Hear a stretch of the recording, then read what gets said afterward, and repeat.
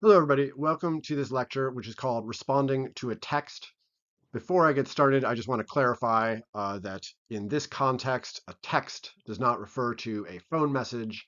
Text is a fancy English teachery way of referring to any piece of writing, an essay, an article, book, whatever. That's a text. And so that's what we're talking about in this lecture. Now that you've read your article carefully, read it again, taken careful notes, and written a concise summary, you have a strong foundation for moving on to the next stage of your engagement with the text. You are ready to talk back to the writer from your own perspective, with your own ideas, in your own words.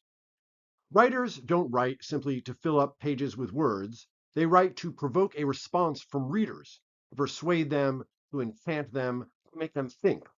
When you talk back to a text, you are fulfilling the whole purpose of writing and of communication in general, which is to advance human thought, to stimulate new ideas, and to enlarge the scope of the conversation that human beings have been having with one another over the course of human history.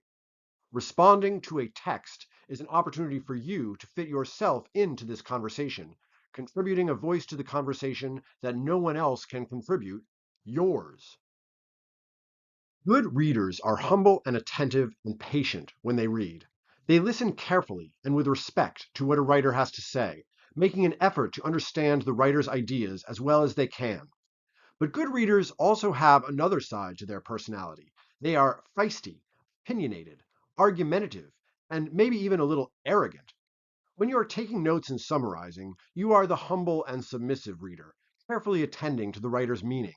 But when you respond to a text, you are this other, more brazen kind of reader, the reader who asserts their own right to say what they think, stepping out of the writer's shadow, seizing the mantle of authority, and transforming themselves from readers into writers. All of human history can be interpreted as a continual process of readers responding to writers by producing texts that then go on to be read by other people who then respond with their own writing, and so forth and so on for thousands of years, creating a froth of new ideas and new perspectives that have allowed human beings to move from caves to space stations over a relatively brief time span, and more importantly, to develop over the same period from tribalized bands to a global intercultural community. Communities are built out of conversations, and conversations begin when participants respect one another enough not only to listen to what other people have to say, but also to respond honestly to other perspectives with their own point of view. So, the first rule of responding to a text is to believe in yourself, in your own right to say what you think. The text might have been written by a famous author or credentialed expert, but when you respond, the text belongs to you. It exists for the purpose of serving as a launch pad for your own ideas. Sometimes you know right away what you have to say in response to something you've read. Whenever you feel this way, you can just trust your gut and start writing. Other times, however, maybe most of the time, you need to process what you've read and reflect on it before you really know what you think. And of course, writing is a great way to do this kind of mental work. Responding in writing to a text can help you to work through your own thoughts about what the writer has said, allowing you to not only announce ideas that you already have, but to discover new ideas that you are in the process of having as a result of your intellectual engagement with the text. The rest of this video describes specific strategies for stimulating your own thoughts about your response to a piece of writing. I will illustrate each strategy by suggesting how I might use it to respond to a short essay by Neil Gaiman, Where Do You Get Your Ideas?, which you can find in the course materials or online. You might want to pause the video at this point to read Gaiman's essay before continuing. Agree. The most obvious response strategy is to assess whether you agree or disagree with the writer. If you agree, you might go on to expand on what the writer has already written, extending their ideas to other areas that the writer didn't mention. I happen to agree with Gaiman's thesis that ideas come from the brain of the writer, and that the common conception that writers get their ideas from anywhere else, from somewhere outside themselves, misunderstands the nature of creativity. But maybe the reason people tend to think that writers get their ideas from somewhere else is because they are secretly afraid of the creative power of their own brains. They want to think that writers have some unique source of inspiration, because thinking that way relieves them of the responsibility of using the creative power of their own brains. Gaiman's essay makes me think about why I agree with him, and it also makes me want to build on his ideas, to examine the phenomenon he wrote about in my own way. Disagree. Alternatively, of course, a reader is always justified in disagreeing with the writer's point of view.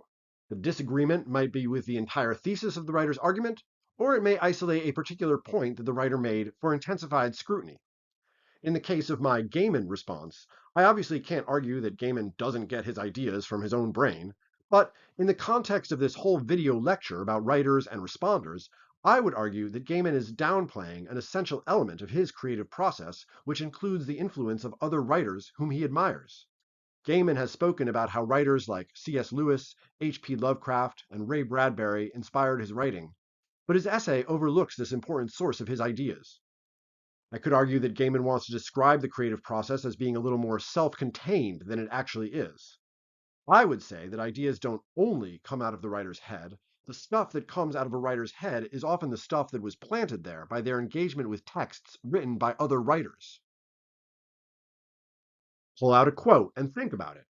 A response to a text doesn't necessarily have to address the entire text that you're writing about. The text is just there to spark your own thinking, and sometimes a single sentence or short passage can speak to you more profoundly than an entire essay or book. If you encounter a sentence, passage, or turn of phrase that seems to strike a nerve, it might be a signal that it has something to say to you, and that you should spend some time with that sentence.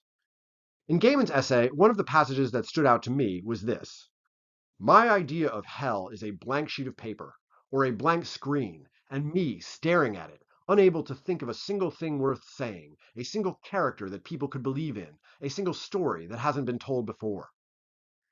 On one hand, it strikes me that only a writer would define hell in these terms. But on the other hand, I see something universal in this particular hell, a tragic fate that can befall anyone who feels silenced, ashamed, disempowered. To me, this is not just the hell of writers trying to meet a deadline. It's the particular hell of feeling so demoralized, so psyched out, or so undermined that you feel disconnected from the creative energies that circulate through the universe. But I could also turn it around and argue that heaven is a blank sheet of paper, because a blank sheet of paper is an opportunity to build a fresh new world out of your own imagination. What surprised you? When something that you read surprises you, that's your brain's way of letting you know that there's something worth paying attention to. Surprise is the result of a conflict between our expectations and a given reality. So thinking about things that surprise you is a good way of examining not only the reality that you want to understand, but also the architecture of your own expectations. That is, things that surprise you present an opportunity for you to see the world and yourself in new ways. In Gaiman's essay, one of the things that surprised me was the paragraph where he dismisses the notion that any of his ideas come from dreams. For a writer whose most famous character, the Sandman, is a personification of dreaming, it surprises me to hear him write off dreams as a bunch of boring nonsense. At the same time, I think his purpose for adopting this stance is to reinforce his thesis that there's nothing magical about coming up with ideas, that it's not something that happens while you sleep. It's a deliberate, conscious process of focused thinking and hard work. Thinking about this point makes me reflect on my own ideas about the role that dreams play in the creative process, which I feel is probably more significant than what Gaiman acknowledges here. Even if the stories of dreams are incoherent, the imagery of dreams has obviously had a profound effect on Gaiman's work as a writer. What questions do you have? Maybe these questions stand out very obviously as you read something, but it's always a good idea to try to articulate a few questions that a piece of writing evokes. Your questions can be nitpicky or profound. They can be questions that have concrete answers or more speculative kinds of questions. Questions themselves can be interesting, but they are also useful as starting points for your own writing as you go about the work of trying to answer them. Here are some questions that Gaiman's essay makes me think about. In addition to what if only, and I wonder, what are some other starting points for stimulating creative thought? What was it about the premise of sex and violets that made it so hard for Gaiman to finish it? How does his struggle with this story reflect his own ambivalence about the question of where his ideas come from? Where do I get my ideas? Where do ideas come from at all? How come nobody knows the answer to this question? Any of these questions could serve as a starting point for my own response to Gaiman's essay. What else do you know, or what else have you read that seems relevant? Think about the way the point of view in a piece of writing intersects with the body of information that you have available to you based on your own experience and expertise. Are there other texts you have read that share anything in common with the one you're responding to? Sometimes texts can reveal new questions and new meanings when we put them into conversation with other texts. In the case of Gaiman's essay, one thing that stands out to me is how his experience in front of a classroom of young children reminds me of the essays that we read in the previous module from Peña and Bicamillo, both of whom also describe their own experiences explaining their craft to elementary school students. In this context, what strikes me as interesting is that for all three writers, the experience of talking to a roomful of children challenges them to think harder about their own artistry and their own lives. Gaiman is fine being glib with random grown-ups, but the audience of children challenges him to try to answer the question, where do you get your ideas, with the honesty that this profound question deserves. And this observation leads me to another question. What is it about speaking to children that makes these writers feel obligated to think more deeply about what they say and what they think? Personal connection. Most importantly, any meaningful response to a piece of writing, or to anything for that matter, is personal. It is rooted in the things that you care about and your way of being in the world. Begin any response by asking yourself what it means to you, why you care about it, or if you don't care about it, why not? What experiences in your own life does the text cause you to think about? What personal convictions of yours does the text echo or challenge? How would you describe this text to your friends, and what do you think they would say about it? For me, and probably for many of you, Gaiman's essay makes me think about where my own ideas come from, as a teacher, as a writer, and as a person. Gaiman's thesis that ideas don't come from anywhere but the brain of the writer echoes my strong personal belief in the radical freedom of human creativity. If you've been watching these videos, you know that I am a big believer in the power of the human brain to invent and reinvent itself out of its own creative freedom. At the same time, I also feel that creativity is rooted in the social and cultural worlds that we inhabit, that it's nourished by other people, by other writers, by the environments we live in, and the cultures that shape us. So, in agreeing with Gaiman, in disagreeing with him, and just thinking through these ideas alongside him, I find myself working out with greater precision the nuances of my own thoughts about a topic that is very important to me, emblematizing the power of reading and writing to work together to help us understand ourselves and our worlds more fully.